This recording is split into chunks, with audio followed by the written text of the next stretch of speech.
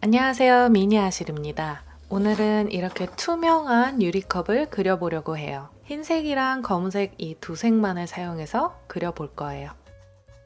먼저 캔버스 전체에 연한 회색으로 밑색을 깔아줬어요. 흰 바탕에서 시작하는 것보다 중간 톤을 먼저 깔아두면 톤을 잡기가 훨씬 수월해져요.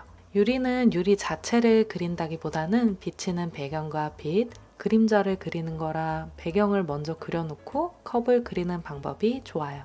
흰색을 골든 물감을 사용해서 블렌드가 아주 잘 되죠. 골든 오픈 시리즈는 건조가 느려서 블렌딩이 아주 잘 되는 편이라 아크릴이지만 유화처럼 부드럽게 작업할 수 있는 물감이에요. 골든 물감 설명은 상단 카드 참고해주세요. 이제 연하게 컵의 형태를 스케치해 볼게요. 컵의 디테일보다는 외곽선, 큰 형태를 맞추는 데 집중해 줍니다.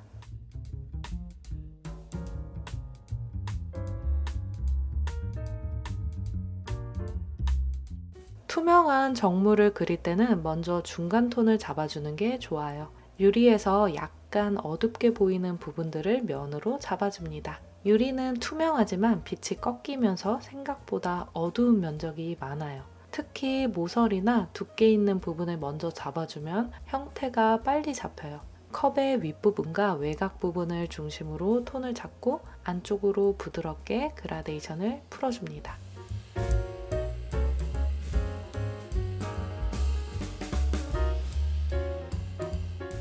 컵의 아래쪽으로 갈수록 유리가 두꺼워서 명암 대비가 강해져요. 바닥 부분에 좀 더 진한 톤을 넣어줄게요. 여기서 톤을 넣어줄 때는 계속 관찰을 잘 해주면서 보이는 모양을 최대한 비슷하게 그려주려고 해요.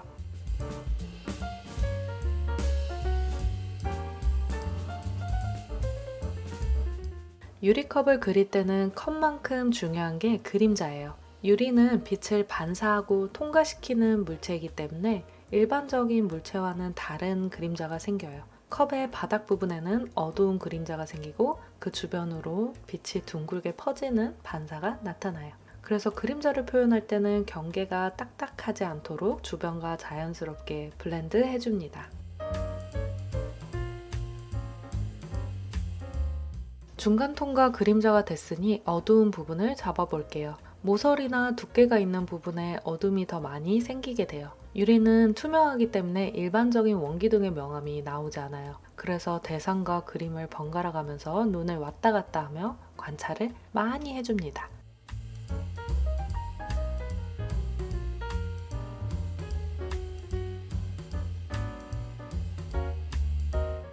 이렇게 명암 중심으로 대상을 관찰하는 연습을 해두면 나중에 색을 사용해도 그릴 때 훨씬 안정적인 그림을 그릴 수 있어요. 첫 번째로 명암에 집중하는 눈이 생깁니다. 어디가 더 밝고 어두운지를 계속 비교하게 되고 톤을 보는 감각이 좋아져요. 처음 그림을 배울 때 소묘로 연습하는 이유도 바로 이런 빛과 명암을 이해하는 과정 때문이에요. 두 번째로 아크릴을 다루는 테크닉에 집중할 수 있어요. 아크릴은 빨리 말라 원하는 색을 섞다 보면 원하는 색을 유지하기 어려울 때가 있는데 색을 덜어낸 만큼 농도를 조절하거나 붓터치를 정교하게 다듬는 테크닉 자체에 더 에너지를 쏟을 수 있어요.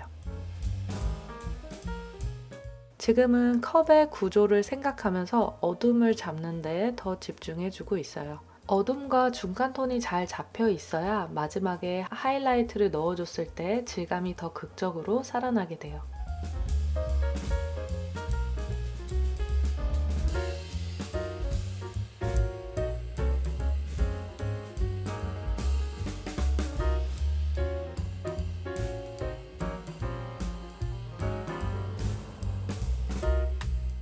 컵 아래쪽을 보면 어두운 그림자 위로 밝은 반사빛이 나타나는 것을 볼 수 있어요. 지금 표현해주는 것처럼 어두운 그림자 위에 밝은 반사빛을 겹쳐서 올려줘요. 그림자와 반사가 함께 표현되어 투명한 물체처럼 보이게 돼요. 그래서 유리로 된 사물을 그릴 때는 형태만 보는 게 아니라 그림자와 반사빛까지 함께 관찰하고 표현하는 것이 중요해요.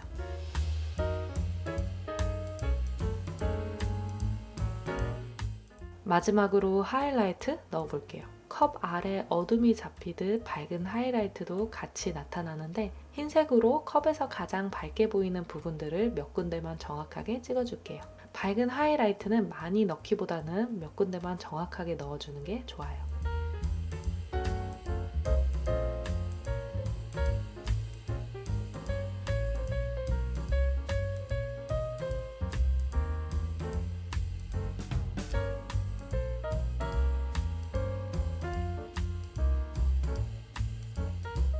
투명한 물체를 그릴 때 어둠과 빛의 대비, 그림자 표현이 참 중요하다는 게 잘 보였죠? 이 영상이 도움이 됐길 바라고 저는 다음 시간 또 좋은 그림으로 돌아올게요.